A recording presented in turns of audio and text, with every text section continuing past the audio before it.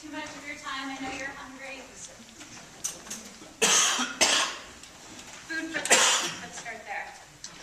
Okay, so several months ago, Julia, who just read, sent me an email stating, I think it is in some way the purpose of place-based writing to expose the realities of a place. She also mentioned William Least Heat Moon's book, Prairie Earth, in which he writes in the introduction, most people know three things about Kansas. It is flat, it has something to do with the Wizard of Oz, and the events of In Cold Blood took place there. Three illusions. The first is a lie, the second a fairy tale, the third a nightmare. So in an effort to expose the realities of travel and migration in Vermont, I used Heat Moon's words to inspire and frame this piece that I'm going to read. There are three things travelers coming to Vermont probably know. Farming roots us to the land. Our villages are postcard perfect. We love being outside in fresh air and fields. Three illusions. The first is a lie, the second a fairy tale, the third a dream. Part one, the lie. Farming roots us to the land. This story begins with my grandpa driving a truckload of potatoes across the frozen waters of Lake Champlain in winter. This was not supposed to be his job. It was supposed to be his dad's. But in his dad's absence, my grandpa became the main man in the family, and by default, a farmhand manager at 13 on a farm in Grand Isle. After the 4 a.m. milking, he walked to school. Then after school, got a lift home from the farm owner so that he could start the evening milking and still have time to do his homework. He eventually learned to hate this job and vowed never to become a farmer. My grandmother was also the child of a farmhand manager in Westford and later Winooski. So several months ago, while eating breakfast at a local diner in the town I grew up in the Kingdom, I told my grandparents I'd started working for the Vermont Migrant Education Program, to which my grandmother responded, "We were one of those.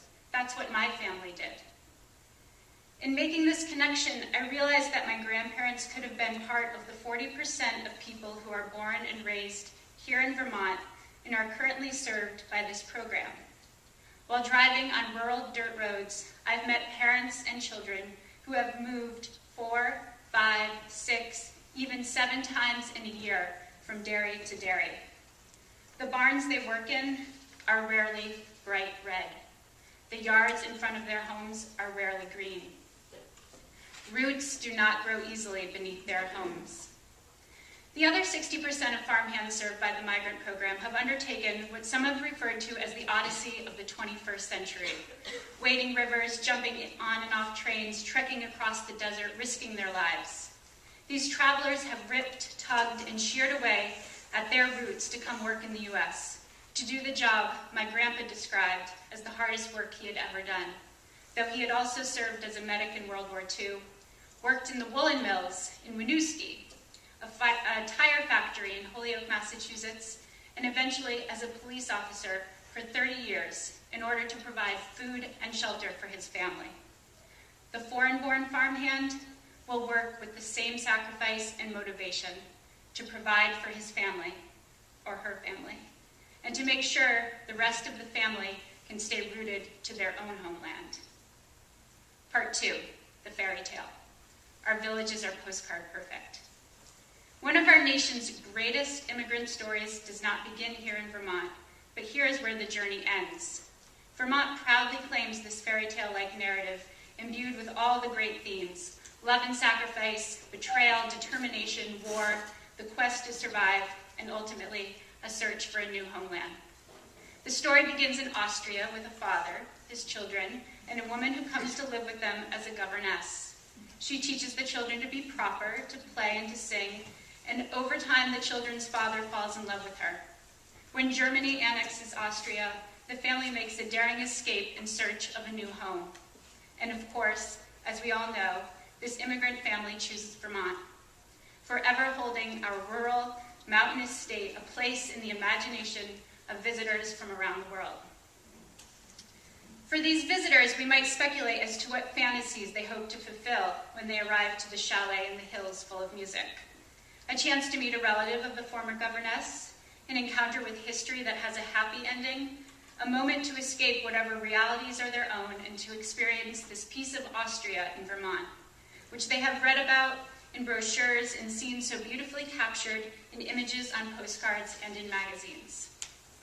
Pico Iyer, the great travel writer, suggests that travel is the best way of rescuing the humanity of places and saving them from abstraction and ideology.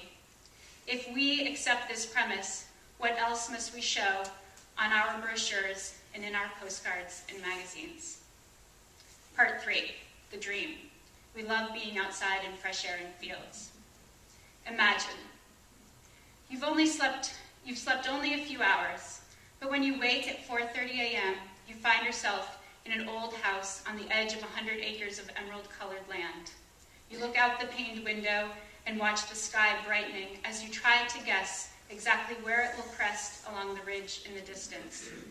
When the sun eventually yawns yellow across the sky, you rise and get dressed, wearing the same pair of jeans and I Love Vermont t-shirt you wore yesterday, and the day before that, and maybe it's even been 5 days now, but you've lost track because every day feels the same to you. You wake, walk from the house to the barn 100 yards away, milk the cows, walk the 100 yards it takes to return to the house, make lunch, watch telenovelas for a few hours, hope that someone from home calls you, then return on the same path from house to barn. You have followed this path for 2 years now and have never diverged from it. Someone told you before you came that working in this place called Vermont was good because you could have full-time work all year, unlike the seasonal jobs picking tomatoes in California or oranges in Florida. After your death-defying 5,000-kilometer journey, you arrive to some small town you don't know the name of, which seems as inconsequential as the one you came from. But it is more beautiful than you ever imagined. You, this visitor, observe green as far as the eye can see, and so much space to grow food and raise animals that it feels like a dream, except that the boss buys all of your food from grocery stores, and you never diverge from that 100-yard path to get to the milking parlor, or even go outside for some fresh air in the fields around you. Your new nightmare, you realize, is waking up day after day after day, inside the brochure, the postcard, and the magazine, with the beautiful images, but never living the dream. Thank you.